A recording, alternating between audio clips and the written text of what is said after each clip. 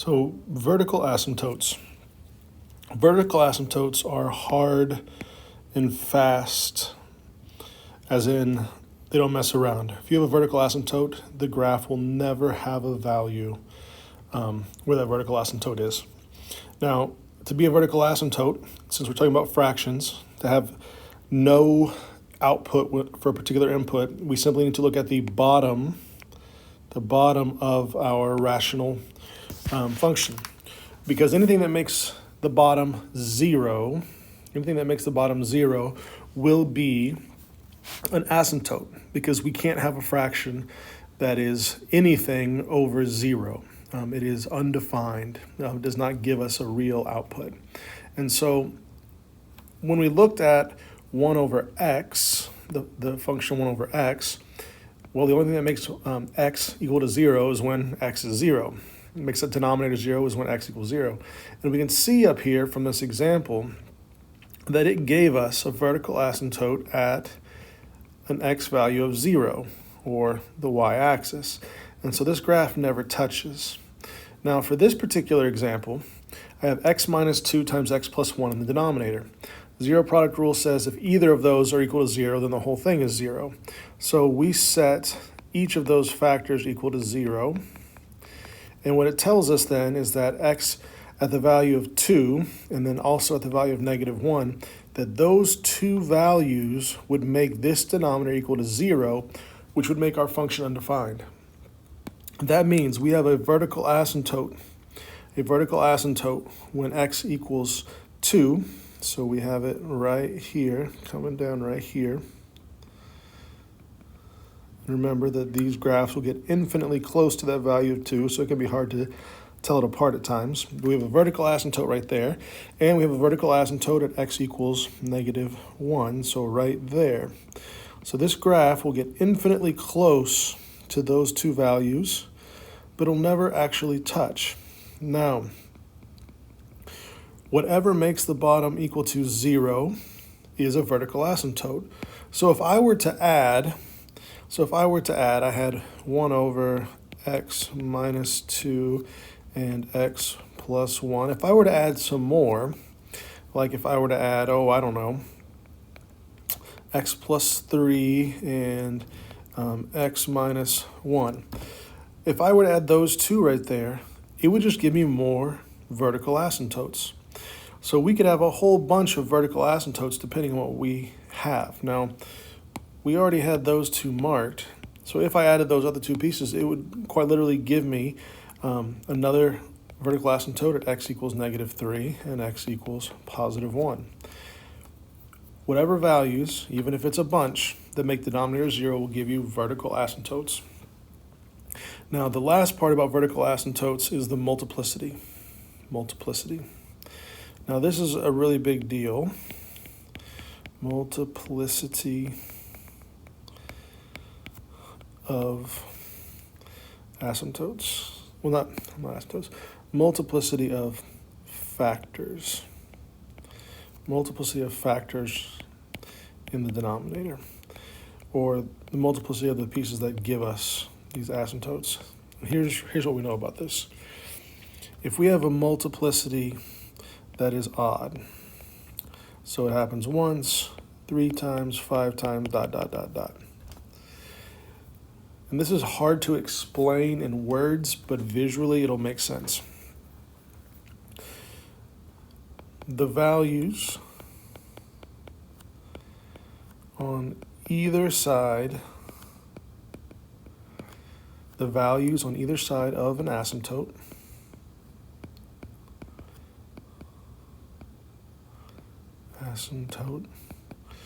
will be opposite. Now, when I say opposite, I'm talking about opposite signs, as in one's going to be positive and one's going to be negative. Here's what I mean by that. You'll notice that this value here in red, it goes up forever. And it comes down here. But you'll notice that this is positive. This is going up forever, positive infinity.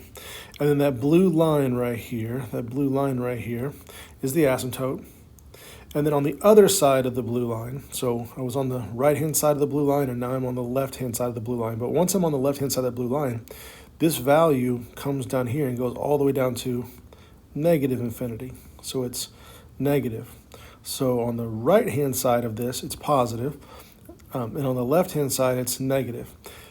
This asymptote has a multiplicity of 1. If you look back at the original factor, this right here, x minus 2, there's only one of those. There's only one of those in the denominator, which means this has an odd multiplicity, which means when you look at the signs on either side of this asymptote, one side is going to have positive values going to positive infinity, and the other side's going to have a negative value going to negative infinity. And you see the same thing right here. For x plus 1, that gives me an asymptote at negative 1, and I have positive values up here. It's going up to positive infinity, and it comes down, and we switch over to the opposite side. So we're on the left-hand side. We switch to the right-hand side, you'll notice it's going down to negative infinity. So I had a positive value, and then I have negative value. So the values on either side of an asymptote, an odd multiplicity asymptote, will be opposite signs. You can see that how it went from positive on one side of the asymptote to negative. And then a similar thing right here. We have a positive value, and then on the opposite side of this asymptote, we have a negative value down here. So if we're differentiating between odd and even multiplicity, and we said that odd has opposite values, hopefully it'll make sense that when we look at even, 2, 4, 6, ... even multiplicity, it's going to be the opposite of opposite, as in it's going to be the same. The values, the values on either side of an asymptote